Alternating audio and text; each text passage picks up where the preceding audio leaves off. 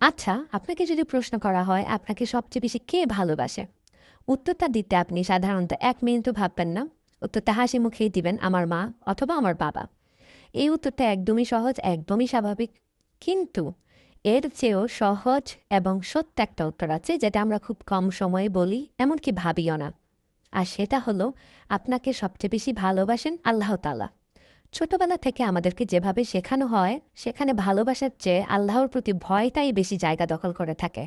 আমাদেরকে বলা হয়, "এটা করো না, আল্লাহ রাগ করবে, ওটা করো না, আল্লাহ শাস্তি দিবে।" ফলে কি হয়? আমরা আল্লাহকে ভালোবাসতে শিখি না, আমরা ভয় পেতে শিখি আল্লাহকে। আমরা ইবাদতটাও করি ভালোবাসা থেকে না, ভয় থেকে। কিন্তু বিষয়টা এমন হওয়ার কথা ছিল না। আল্লাহর ভালোবাসার পরিমাণ আমাদের প্রতি এতটাই বিশাল যে তার কণা পরিমাণ ভালোবাসা নিয়েও যদি আমরা তার সামনে সেজদায় লুটিয়ে পড়ি, সেই সামান্য ভালোবাসার বিনিময়েই তিনি আমাদের সব গুনাহ মাফ করে দিতে পারেন। আর এটাই হচ্ছে আল্লাহর রহমত, এটাই হচ্ছে তার ভালোবাসা। এই ভালোবাসার কথা কিন্তু কোরআনে বলা আছে। কোরআনে আল্লাহ তাআলাকে বলা হয় আল ওয়াদুদ, অর্থাৎ যিনি অতিশয় ভালোবাসেন, যার ভালোবাসা নিঃস্বার্থ এবং সীমাহীন। তাই সন্তানকে শেখান, তাকে সবচেয়ে বেশি ভালোবাসে তার রব।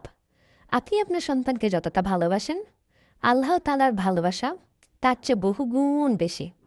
তো আপনার সন্তানের মধ্যে আল্লাহর ভীতি নয়, তার মনে আল্লাহর প্রতি ভালোবাসা তৈরি করে দিন।